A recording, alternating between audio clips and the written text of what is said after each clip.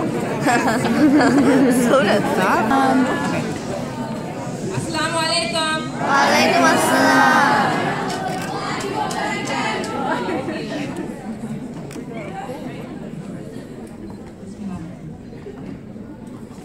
Time moves slowly and time moves quick. Whoever would have known life would be like this. I said time moves slowly and time moves quick. As the clock goes tick, a gun goes click.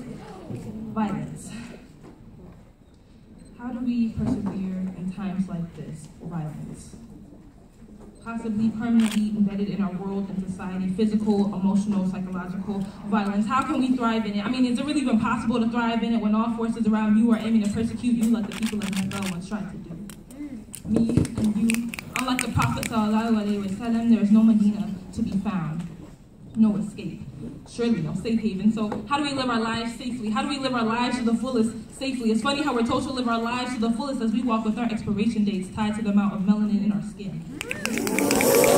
Everyone wants our cultures, but no one wants our dirty skin. There are too many dirty consequences. One, trying not to cry when Mrs. Jones asks her second grade class what they want to be when they grow up. Little Jamal whispers, alive. Two, knowing if you have children, little Jamal could easily be your kid. Three, knowing you can't even receive love from other Muslims because apparently you've been in the sun too long. Too long for them to care. Too long we only receive rude stares. We slave, we pray every day. Still we are looked down upon. No good for marriage, not valued enough to have fundraisers and events at the masjid for Black lives, though valued enough to be whispered about, valued enough to take parts of our culture and pretend it's not ours, counting all the hours those of darker complexion have cried after being called a bee, and no one stopped it. Slaves, they call us. Masters, we don't call them. Only Allah subhanahu wa ta'ala. We are made out to be background characters, just like we always have, as if this country we are in right now is not built off of the backs of our people. When are they going to give back to my people? Wait, let me calm down. I learned I can't be too loud. Not like Jordan Davis and his friends. Jordan was 17, the same age as me, received 10 bullets at a gas station for his too loud rap music. We knew hoodies, cans of Arizona, and Skittles constituted racially biased murder, but loud music was added to that list in November. Look, this land is just ongoing pain, more bloodshed, less mouths fed, more tears shed from mothers, from fathers, and who said Black fatherhood wasn't real? Trayvon Martin's father actually called the father of Jordan Davis, and the first thing he says is, welcome to the club that none of us want to be in, the club that all brown and Black bodies have the potential to be in. Honestly, have you ever thought about how much Black and brown might be in Jannah? Apparently not enough. Time moves slowly, and time moves quick.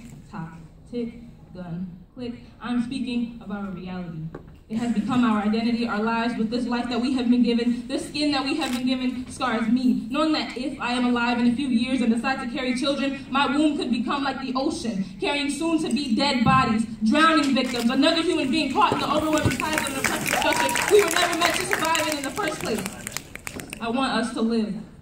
I want time, not unlimited, but possibly extended. Why must our time on earth be measured so often by our colors, but it's too late. We're too dark. Time, tick, time cut short. Police keep lying and the people not buying. How did Sandra Bland die? Was it really suicide? By a woman let us cry. No, that should have right, because they love to remind us that life is finite. I thought we were citizens. In their eyes, no, we got too much melanin. Too much earth on our outer palates that Allah has painted us with. Top, tick, at risk. How do we persevere in times like this? I mean, my heart still clenches with unease, not knowing if I will be next, if today is my last day, if today is your last day. My mother's, yours, your father's, mine, your precious little brown or Black baby sister or brother who secretly looks up to you, but you look down at them in fear next time. Fear that there will be no next time. Fear that their brown complexion of earth might force them to leave the earth sooner than expected. Time moves slowly and time moves quick. As the clock goes tick, a gun goes click. However, perseverance and hope is what the Quran teaches. After hardship comes ease, and sometimes I want to beg Allah and say, please, sometimes I wish life could be easier. Things always blowing up in my face like a nuclear bomb. America has never had mercy on innocence, but when has America ever been innocent? Always trying to kill under the guise of democracy when it really is white supremacy and capitalism.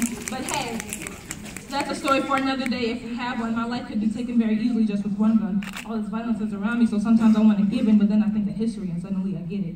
It went like, we shall overcome, we shall overcome. My people used to belt out words of hope that Islam also provides, words of hope that Kendrick Lamar prescribes. We gon' be all right. It explicitly tells us rarely with hardship there is relief. The same thing There is belief that whatever obstacle we encounter, we will overcome it because Allah never gives us more than what we can handle. Because Allah knows us, it is we who underestimate us. We forget we are resilient, powerful beings blessed by Allah subhanahu wa ta'ala. Yes, like little sister Ayana, Mike Brown, Sandra Bland, Ashton O'Hara, India Clark, Muhammad Taha, Omar, Adam Messi, Mohamed Taylor, Sheikh Sailor, Zelaziona, Freddie Gray, Rakia Boyd, and the many others whose lives have been violently ripped from them and their families. Like them, our time is limited. We are in danger of Shaitan's forces that force their ways into our lives every day.